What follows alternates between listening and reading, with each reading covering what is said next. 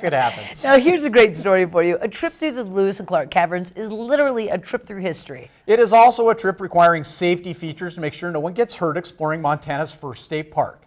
This week, Fish and Wildlife, we continue our look at renovation work going on while the park is closed. This week in Fish and Wildlife, sponsored by your local Montana Toyota dealers. Thursday morning, time once again for This Week in Fish and Wildlife. For the first time in the history of this series, we're actually below ground. Tell me where we are first off, Julia, and then talk about a little bit about what's going on behind us. Okay, well, we are in Lewis and Clark Caverns in the lower Cathedral Room. And right behind us here, you have all of the materials that the construction crews are using to revamp our lighting system.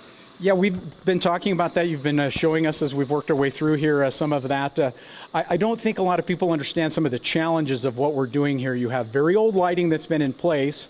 You're bringing in new lighting, but that doesn't just happen. It's not like you can walk up and plug it in like you light your Christmas tree. It's a little harder than that. Stuff isn't light either. I mean, we're talking about some pretty heavy cabling in places. Yes, exactly. So more than a pound per foot on the main power feeder going through the caves. So the longest section that had to be carried in by hand is 120 feet. Yeah, that's just crazy. We're also doing some hand railing work in here too. That I don't imagine is going to be an easy deal either, trying to get the old hand railing out and bringing the new in.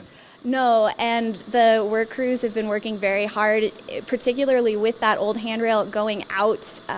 Imagine very, very rusty pipes, lead paint all across. So every time they make a cut, they're having to make sure that they're not sending all of those particles up onto the cave formations.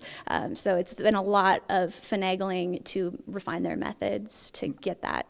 I think maybe the only advantage we have of doing the work where we are in January is the temperature. Yeah, it's 48 degrees Fahrenheit year-round, so it feels nice and warm when you come into the caverns on a cold winter day.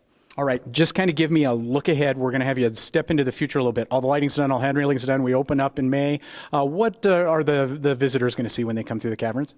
They're going to see a lot more than they did before. With lights along all of the handrails, it's going to be illuminating not just their footing, but also formations that people wouldn't have had a chance to see with the old lighting system.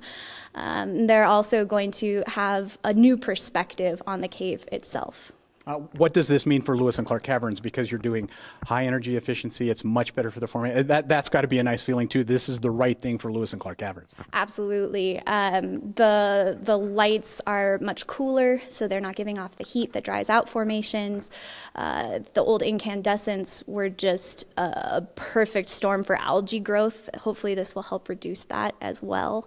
And just having new systems in place mean people are not going to have to be moving through some of these areas as frequently to make repairs or address problems that we had with the old system. That's perfect. We'll check in with you as we get closer to the opening and see how this is all going. But thank you for showing us around on the beginning of this. Julia, thank you very much. And that's This Week in Fish and Wildlife. This Week in Fish and Wildlife was sponsored by Toyota. Let's go places.